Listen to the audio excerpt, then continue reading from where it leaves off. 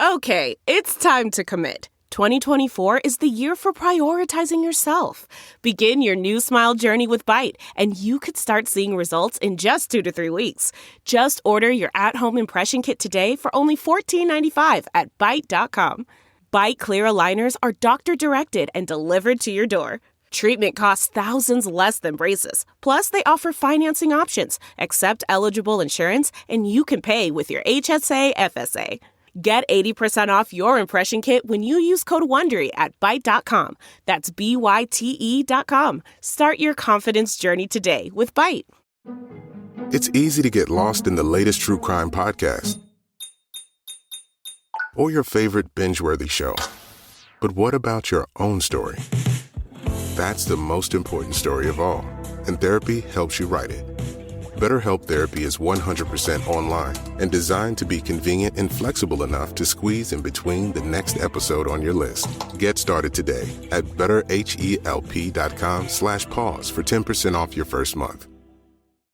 When you pick up some scratches, cause you want a fun break, the playful way you scratch is the next choice you should make. You can make your dog's leg kick and scratch with that. You could even grab a laser pointer and use your cap. You can build yourself a homemade scratching machine or use a piece from your chess set. Go ahead, grab the queen. Scratch like a DJ with your record player.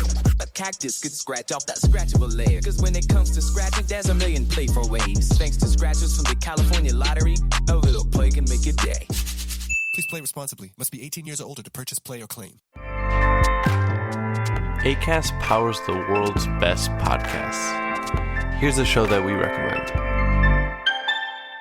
What is The Briefing Room? It's a behind-the-scenes look at how the criminal justice system works and the lives of the people within that system. If you love true crime, well, these are the real people who do the job every day of making sure justice is served.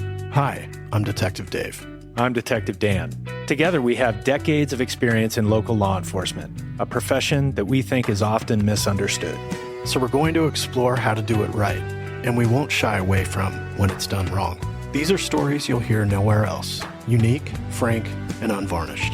From the team that brought you Small Town Dicks, this is The Briefing Room. Episode 1 drops on August 30th. We'll meet you in the briefing room. Acast helps creators launch, grow, and monetize their podcasts everywhere. Acast.com.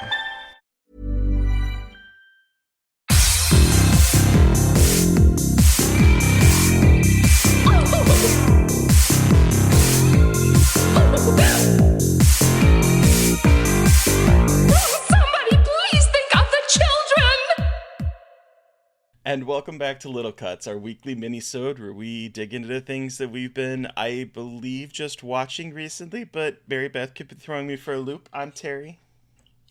I'm Mary Beth. It is just watching this time. I didn't throw the book in yet because I didn't finish it. Oh, no. What are we talking about? I'm also reading. Fucking hell. Anyway. This week, wow. We're chatting about queer time loops, a jaunt back to the aughts teen sex comedies, interesting, queer folk horror, A Nightmare at Sea, and the only Marvel thing that Mary Beth cares about. Yeah, I mean, I know exactly what you're talking about, and pretty much the same with me. I'm very excited to hear. But let's start with queer time loops. So I tweeted about this. This is the new Hulu movie Jagged Mind. Okay. Mm-hmm. That hit Hulu, I believe, last week. It's directed by Kelly Colley, and she's made a couple like dramas before and documentaries, but this is her first kind of foray into genre. And it's another one of the feature films that's based on one of the bite-sized short, like Hulu-ween, like bite-sized shorts, and was developed into a feature.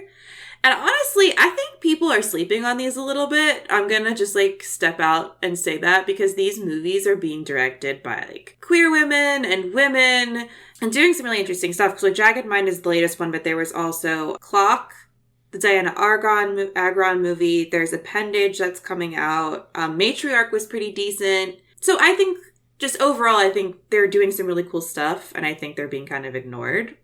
Which is a bummer because I think Jagged Mind is one of the best ones they've done so far. Okay. So Jagged Mind, it takes place in Little Haiti in Miami, and it follows this young woman who is having these weird blackouts. And her mom has similar issues, and she has like early onset dementia, so she's really worried that she has the same thing. And while she's trying to deal with this, but she works in an art gallery with her toxic ex, which is like, always a good way to do things. Yeah. Her name is Billy. Sorry. Billy, played by Maisie Richardson Sellers, and she's really incredible in this. And meanwhile, she meets this woman named Alex, played by Shannon Woodward, who we've seen in Westworld. They start a relationship. And the blackouts keep continuing, and Billy's getting freaked out, but she's also having these really weird nightmares and all this stuff. And then she kind of finally comes to realize that there's something going on with Alex, and Alex is doing some very interesting stuff to keep them together. It is one of the better depictions of interpersonal / relationship domestic violence, like between two partners. It's heavy. It's not. It sounds like it. It's pretty heavy because it's the first time I've ever seen time looping kind of used like this before. I feel like time loop films are usually kind of like have less of like a very human root cause, and it's more of like existential, and it's used in a very particular way. I feel like time loops are used of like, oh, you're stuck and don't know how to get out, and there isn't like a way out.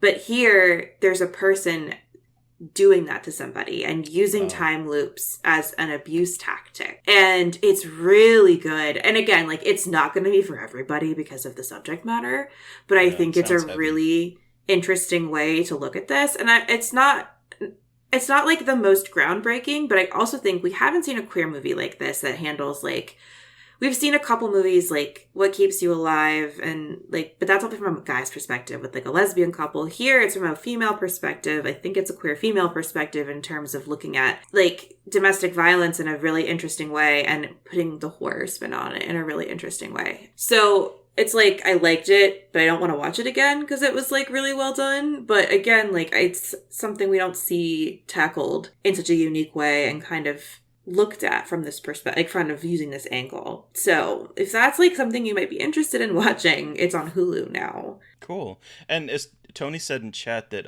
Shannon Woodward also played Dina in The Last of Us Part 2. Oh, that's right. That is right. But yeah, so I highly recommend. And it also uses the idea of voodoo in a really interesting way that is not how we ever see it, because the director has a background. She's a Black woman, and she has done a lot of research about Haiti and like using Haitian like influences in her films. And so in this one, she used Haitian beliefs, but like in a positive way, not in like a scary witch doctor kind of way that we typically see it. So It's just operating on some really interesting levels in terms of pushing boundaries of how things are depicted in horror.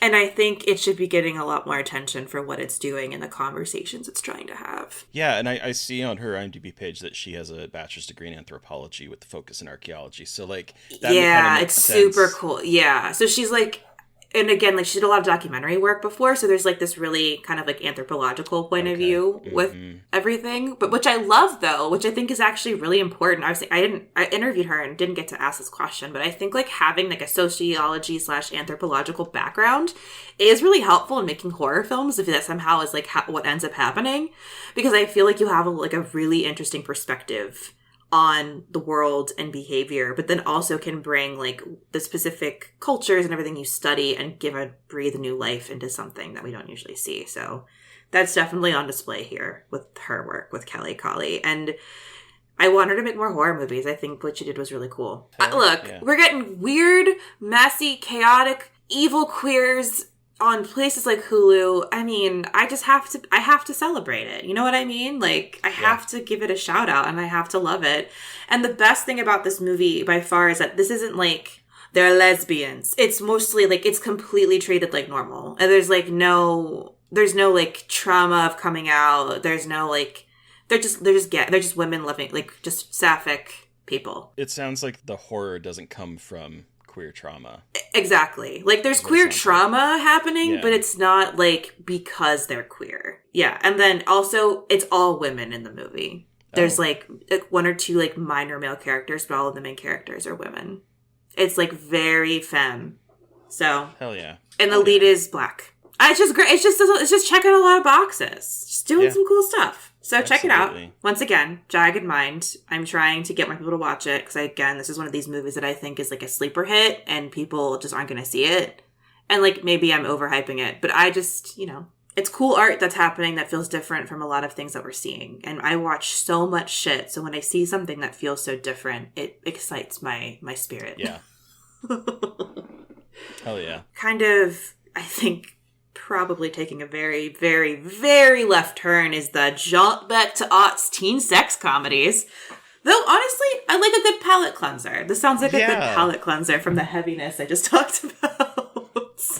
So I did tweet about this, so people probably know what I'm going to talk about. But I was a big fan growing up of like the teen sex comedy. They obviously have not aged the best coming out of like the late 90s, early aughts, like those type of post-American Pie, Road Trip, all that kind of stuff. The jokes a lot of times have not aged very well. And there's, of course, in the early aughts, a lot of homophobia. And I want to like couch this because I have a soft spot in my heart for this little movie called Eurotrip that I haven't watched in a very long time. And I was like, I wonder, is this going to hold up, or am I going to be cringe through the entire thing? And I gotta say, I think of any of these early aughts types of sex comedies, this one probably has held up the best.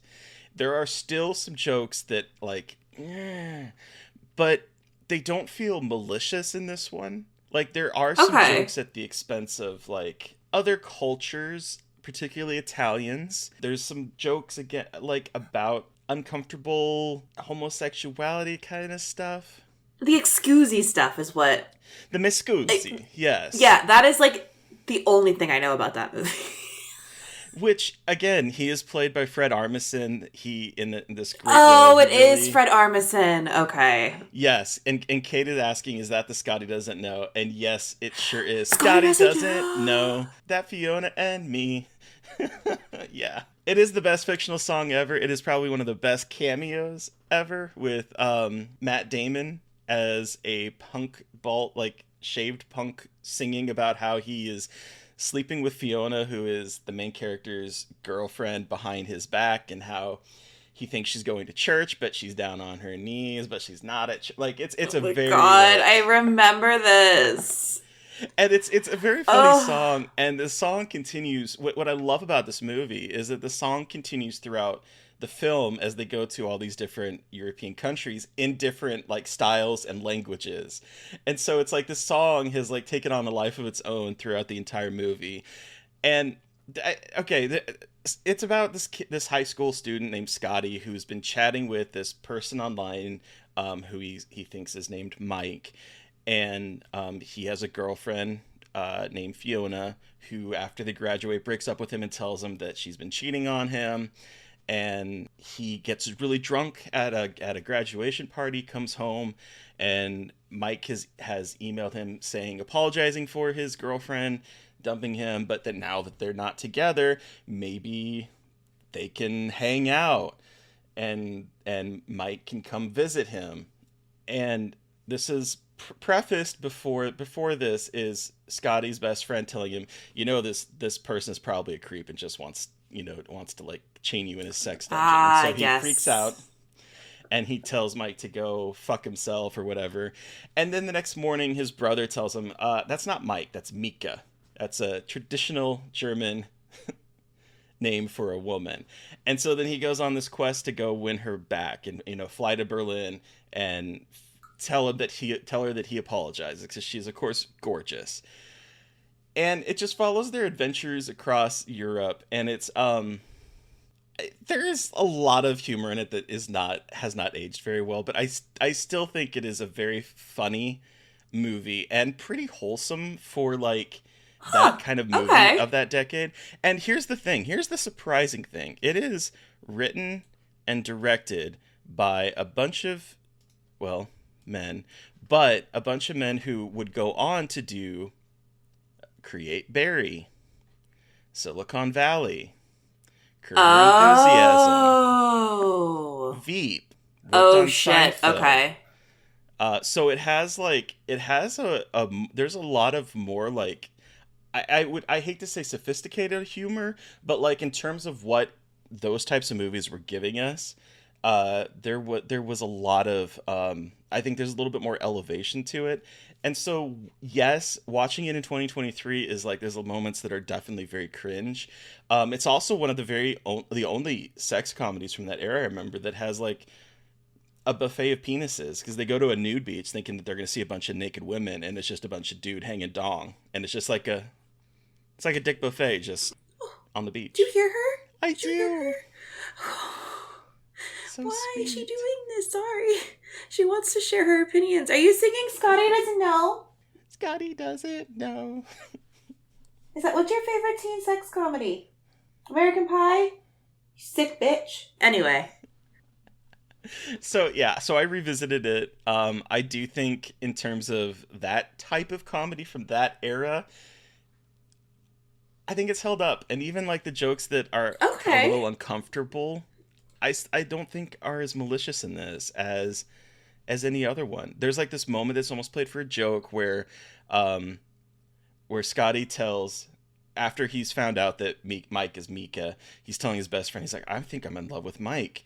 And he's like, oh, I knew this was going to happen. I'm happy that you feel comfortable coming out to me. And it's played like that, but it's very wholesome as a joke, as opposed to like, yeah, it's not like I knew you were gay or something. Right. Yeah, It was more like, oh, I'm here for you. Like I see what you mean. Like they go for like the silly joke, but they don't make it like mean spirited. They don't make it mean spirit. It's not mean spirited at all, and like hateful. Which is a difference than a lot of the sex comedies from that era. When you look back at them, they can be very mean. And I do. You think? And I don't get that from this movie. And again, Tony mentioned, it has our queen Michelle Trachtenberg in it. She's in it. She's great. Scott Mecklowitz, who is this relatively, I think, unknown actor, but he played Scotty, and I had such a huge crush on him growing up, like not growing up, like in my 20s. He just was a very handsome lad. I need to see this because I don't know why I never saw this one. I think it came out, I was just young enough to like not be able to see it, and then like didn't really care to watch it later when I was like old enough to watch it. But I knew about it because my friends had watched it, and I knew the Nick Scoozy part and the Scotty Doesn't Know. Mm-hmm. That's all I knew about it, and I actually haven't seen it. But now I kind of want to watch it. I think it's fun for that type of movie. Sometimes you just want to watch like kind of a dumb, fun, entertaining movie. I don't need it to be PC. You know what I mean? Like I can appreciate a 2004 sex comedy from the United States of America for exactly what it is. You know what I mean? Like again, the non-PC part of it, there is a moment where they end up at the Vatican, and the best friend is wearing the Pope's hat, and they light it on fire, and he's dancing, and you're on fire. The hat's on fire. He's like, we don't need no water, let that motherfucker burn. And so it's like, I don't. That's right. I remember that. Okay, everything is coming back to me of like the trailer and like everything. Like, I mean, I kind of love. But again, like that's kind of incredible to me in terms of humor. It sounds like it's like definitely 2004 humor, but not as egregious as so many other movies were. Which I like it. I respect that. It makes it feel a little bit more timeless than like, oh, you're just going to call someone the F slur for like 30 minutes. Cool. Right. And I was really surprised that from what I remember, again, I was watching this as I was falling asleep on Saturday night. And but I was like, I don't think the F slur is used at all in this movie, which again, for that time period, feels... Look how easy it was, everybody. Tony is telling me I need to watch Feast then. Oh boy. Yeah.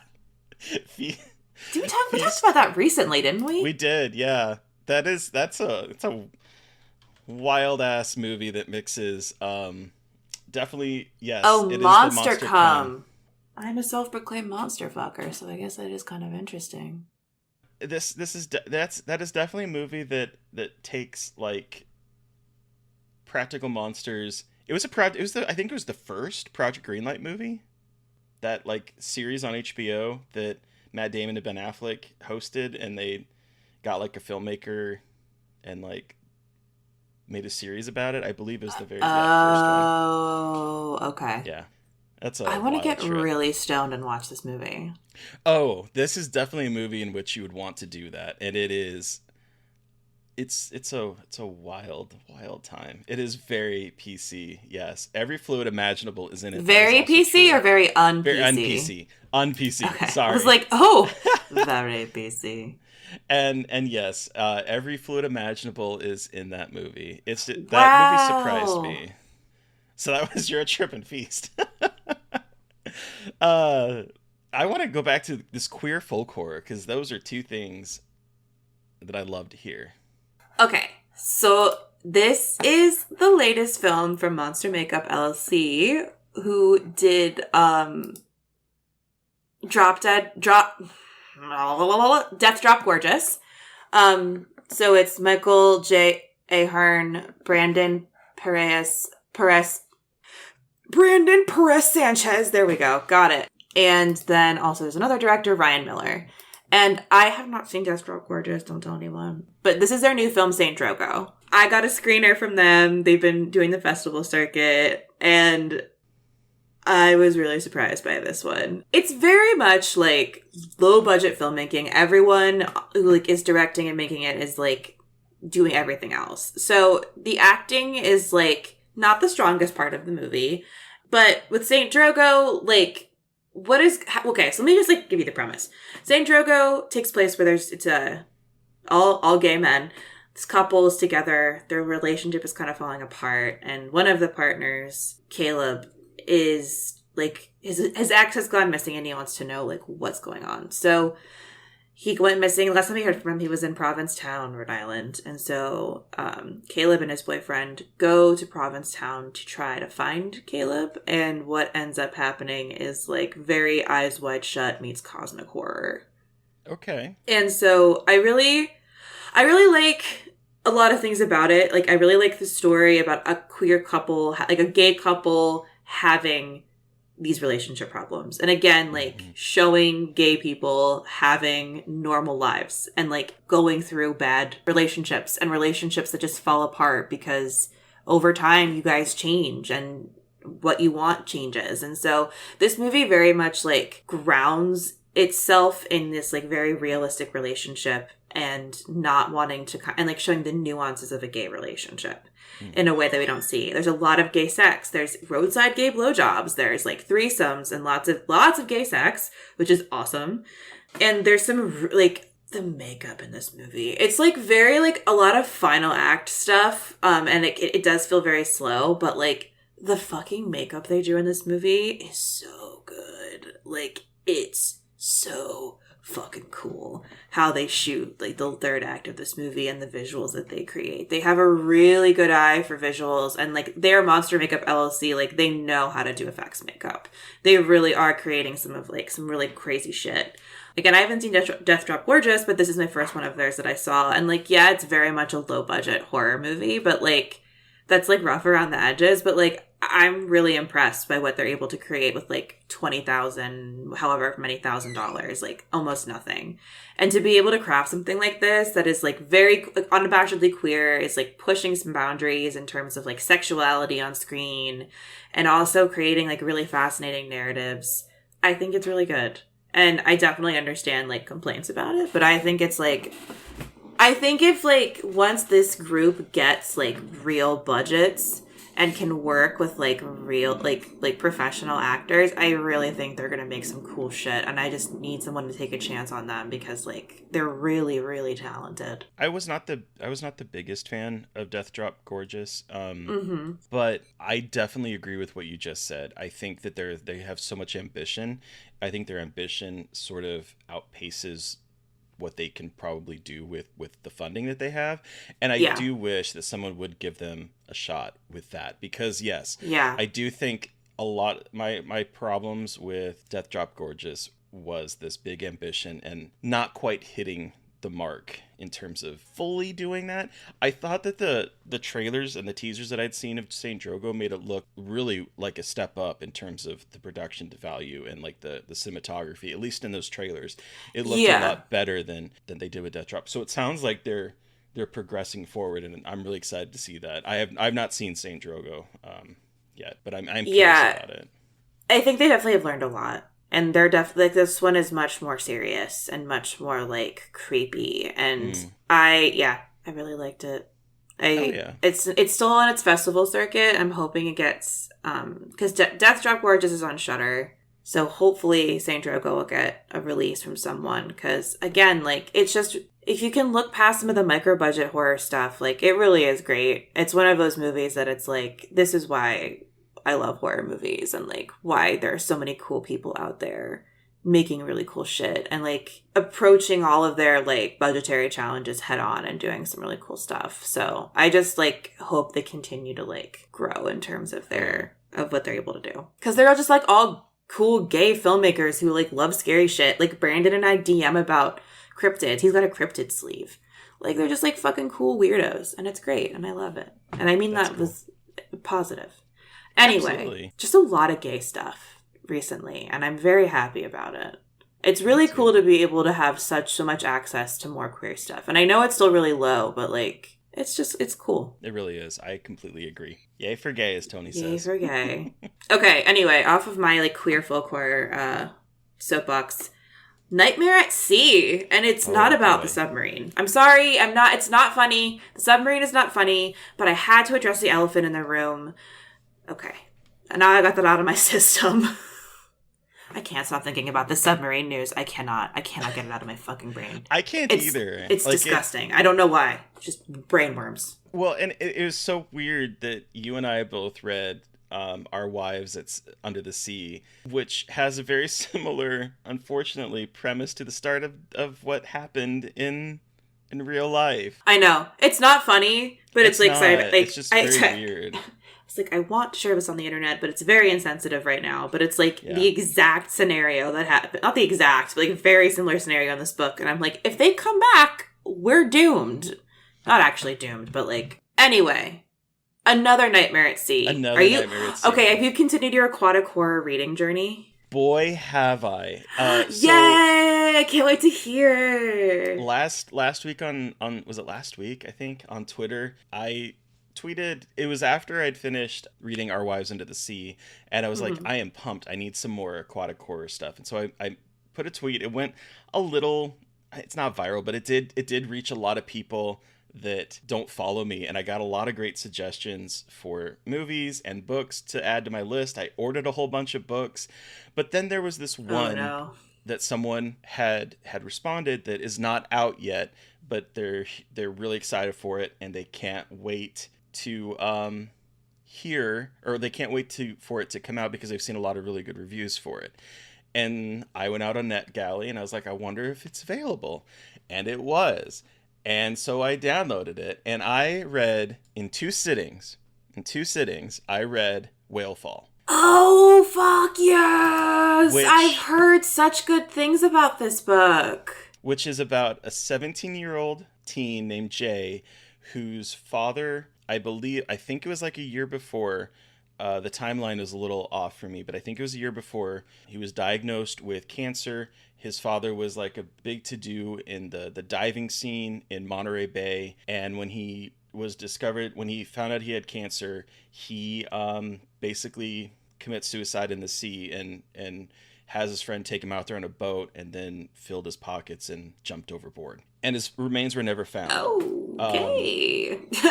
And so that's sort of casual shit. Yes. And so that's sort of the start. And the thing is that like we start to see Jay as he is going to the beach, and we're starting to like piece together why. And he is going there with his diving equipment. He used to be a diver.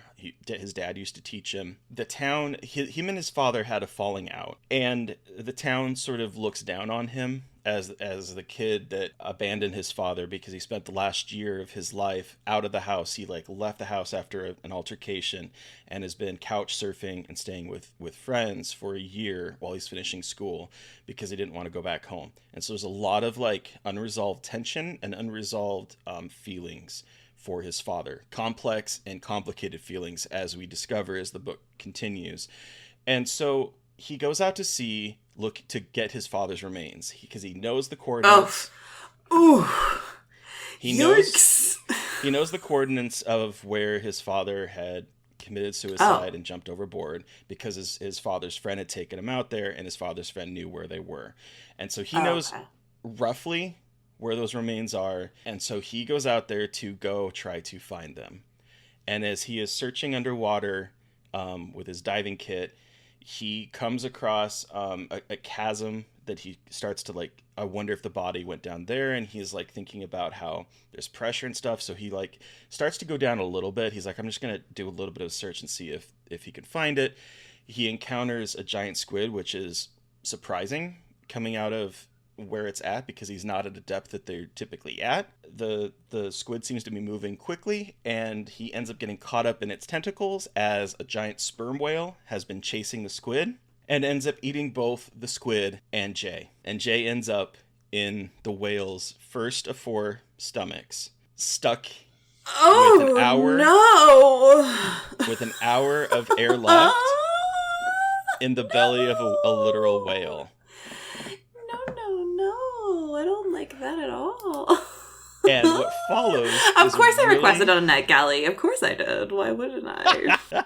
So what follows is a very intense struggle with him trying to figure out how to get out of the whale. There is a lot of methane in there, and he has, again, an hour on his tank, but he ends up starting to hallucinate a little bit. And so what happens is we get him dealing with unresolved trauma with his family, with the story moving back in time and forward in time to show different events in Jay's life with his father, and sort of creating this very patchwork mosaic of his very complicated relationship with his overbearing and very kind of mean father who has kind of put him down.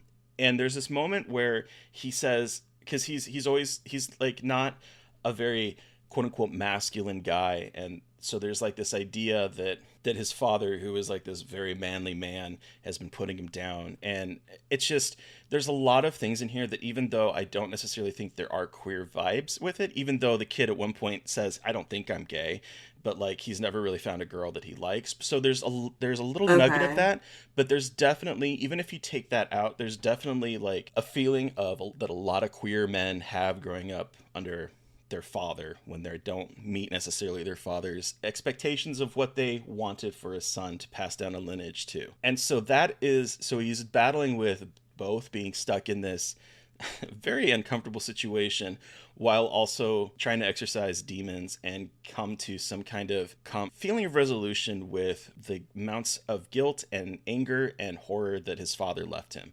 And so it's a very intense book. The way it's written is there's no real chapters. There's a PSI on the top that is like counting down of how much air he has. Okay. And then the other chapters aren't chapters. It has like 2005 and it has like an event, or it'll go to 2015 and it has an event. And so we see all these little vignettes that are in there.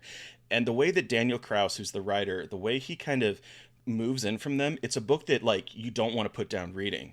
And so while it's like 380 or some like pages, there's a couple pages, there's some chapters that are literally a couple words. And so you're constantly getting this like feeling of page turning that you just like, I just got to keep reading.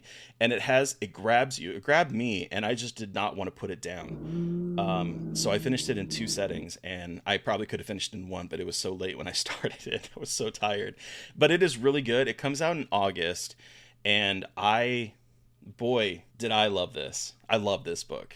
I love this book so fucking much. Oh, he wrote The Shape of Water. He did. He wrote The Shape of Water with Guillermo del Toro. He also wrote with filmmaker George A. Romero, The Living Dead. He co-authored that with George Romero. I think George Romero passed away in the middle of writing, of them making it, I think is what I'm trying to remember. But yeah, This made me want to go check out his other stuff, and I didn't even realize when I started reading it that he had done all these other things. But yeah. Wow. Fantastic. Fuck Fantastic yeah. read. Okay. Cool. Highly. That sounds wild. I highly recommend it. It's very intense. And I he is just- not I afraid did- of putting I his did- character through trauma. Like, I did just request it on NetGalley. Hell yeah. Oh, but it's fucked up. Like, he fucks him up. Oh my god, does he fuck him up? We keep multiple. Tony and Kate have talked about how this is like the Borderlands. Yes, it is. Pinocchio meets the Borderlands, said Kate, which I think is very apt. And Tony also said, Is it I'm like- standing by my statement that we need to get rid of the ocean. The ocean is horrifying, and I love it. Is it like any kind of like religious allegory with like Jonah and the whale kind of situation? No, I was wondering if All there right, cool. would be, and I don't remember picking up any kind of religious. Like, obviously, there's the idea of Jonah and the whale, obviously, and as Kate says also in our chat, Pinocchio, like Pinocchio meets Borderlands. Yes, there is like that kind of nugget of truth. And what I really enjoyed is at the very end of the book, he kind of talks a little bit about the biologist and the marine biologist and all these people that he went to go talk to try to figure out what they can do, or how this would unfold in real life. So there's a lot of really interesting things in here, and I love this. I love this book so fucking much. Oh hell yeah! Okay. Ooh, really I'm excited to read it. Yeah, I'm excited to hear what you think. Cool. All right. Yeah, I've just been like reading up A Fucking Storm recently, so I'm like, I want all of the recommendations. This one is really good. Cool.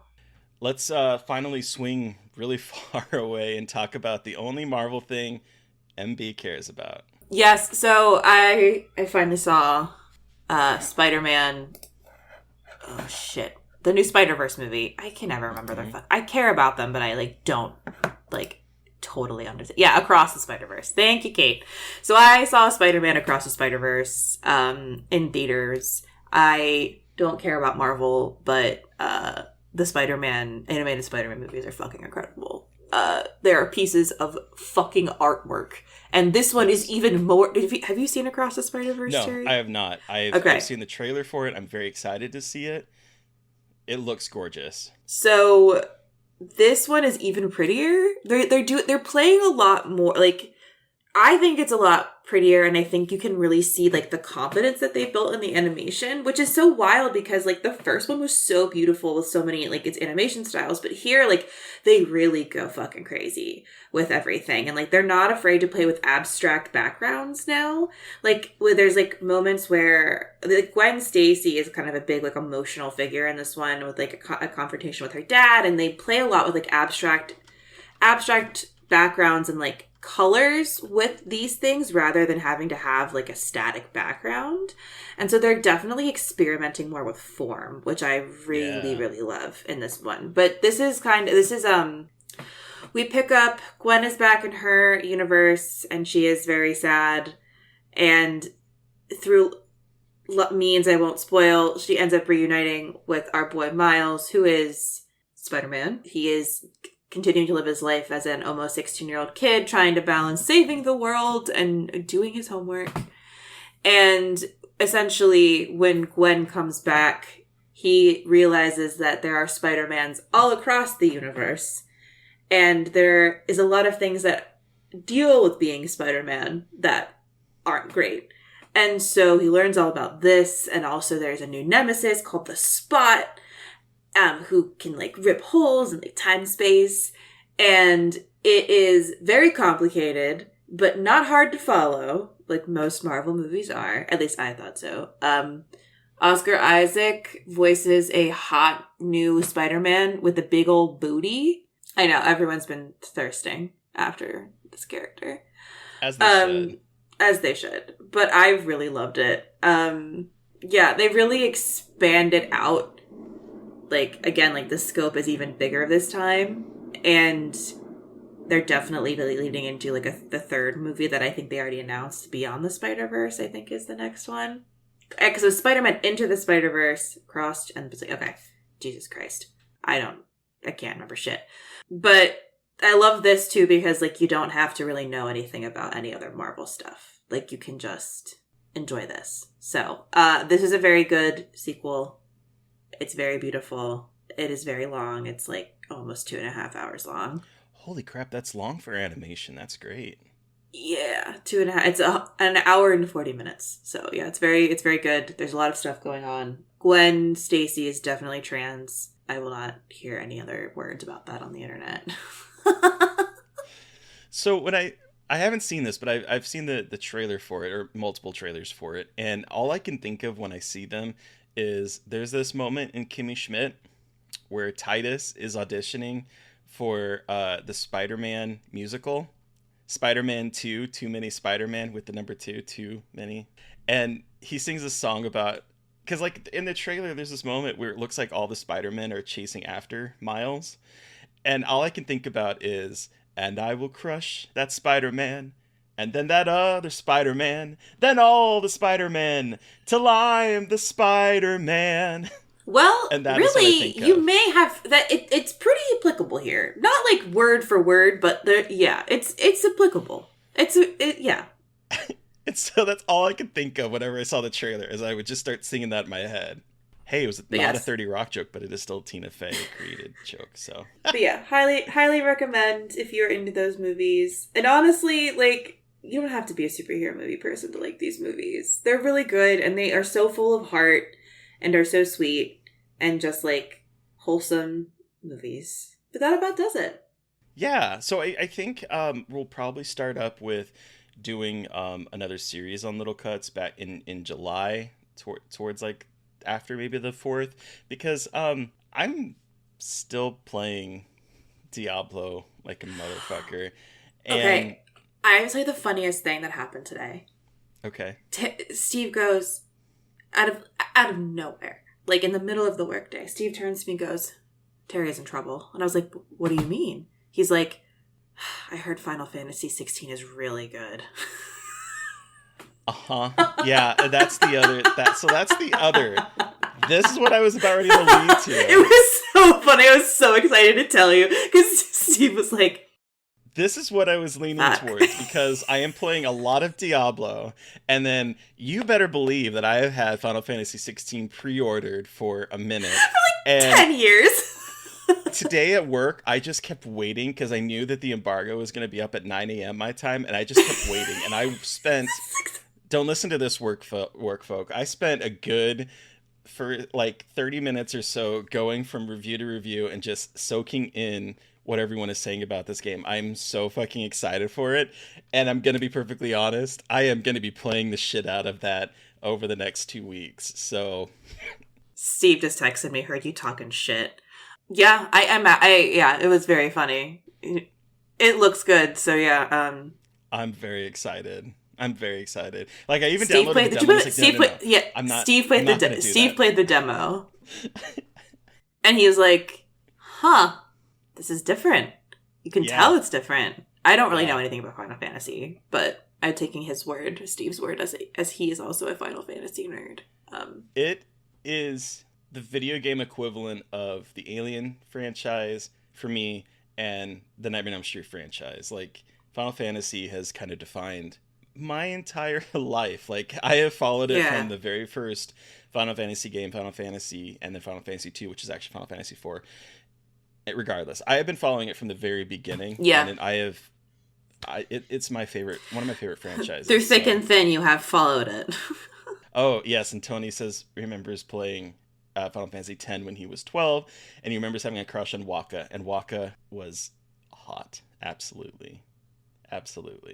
And oh my god, I watched a video review of this game, and everyone in this game is so fucking hot. I'm just like, holy cow.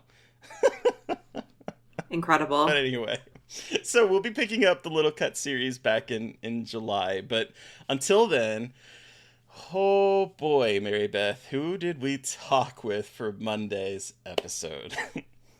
So on Monday, we're chatting with filmmaker Chrissy Fox. She's the co-writer and actor behind Bury the Bride and the recently announced Little Bites. But the reason why it is very triggering is because she brought with her arachnophobia.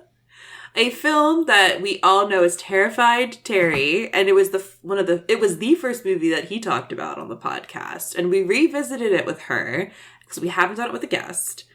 And wow, the two of them are so fucking scared of spiders. It's like kind of incredible. This entire episode is like very much just them talking about spiders and how much scared they are of spiders. It's great. It's really good.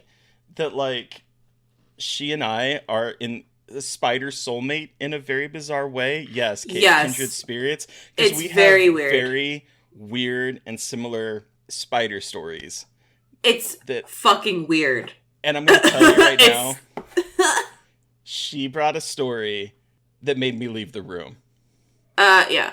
Can confirm that did in fact. I literally got up and I left the room. So Yep. Be ready. Monday is a lot. It's very good. It's quite incredible. I do say so myself. It was a very fun episode.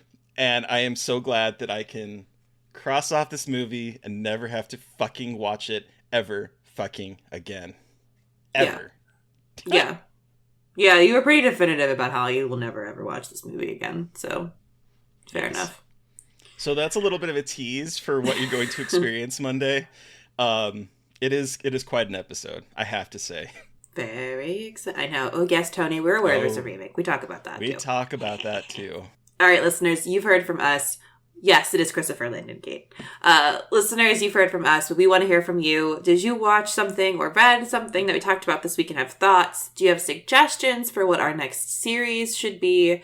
You can let us know by sending an email to scarredforlifepodcast@gmail.com, or you can reach out to us directly on Twitter. I am at MB McAndrews. And I'm McGailey Dreadful.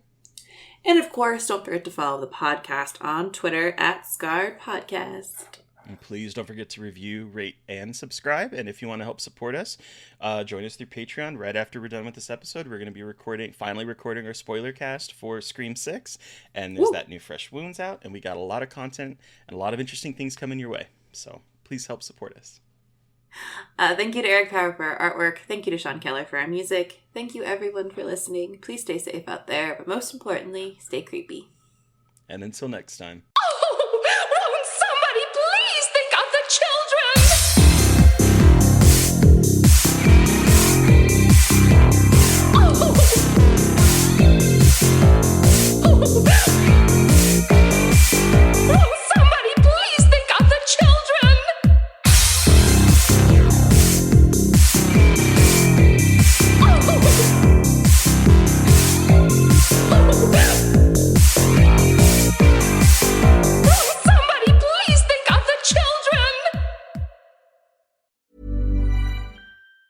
When you pick up some scratches, cause you want a fun break, the playful way you scratch is the next choice you should make. You can make your dog's leg kick and scratch with that. You could even grab a laser pointer and use your cat. You can build yourself a homemade scratching machine or use a piece from your chess set. Go ahead, grab the queen. Scratch like a DJ with your record player.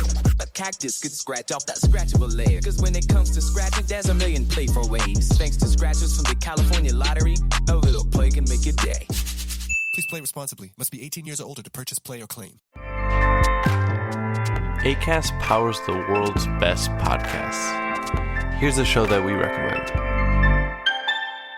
What is The Briefing Room? It's a behind-the-scenes look at how the criminal justice system works and the lives of the people within that system. If you love true crime, well, these are the real people who do the job every day of making sure justice is served.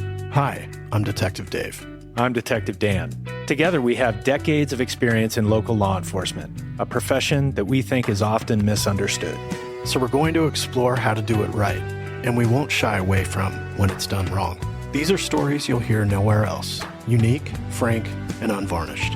From the team that brought you Small Town Dicks, this is The Briefing Room. Episode 1 drops on August 30th. We'll meet you in the briefing room. Acast helps creators launch, grow, and monetize their podcasts everywhere. Acast.com.